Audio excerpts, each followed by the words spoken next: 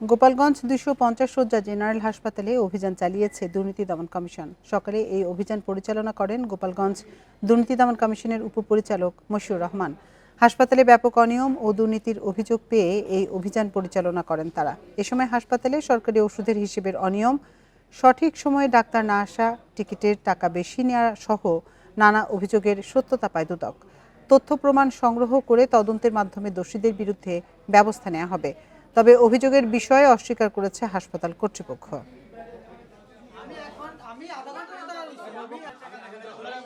যে টিকিট কাউন্টারে সেখানে গিয়ে দেখলাম যে অতিরিক্ত টাকা নিচ্ছে, এটা প্রমাণিত।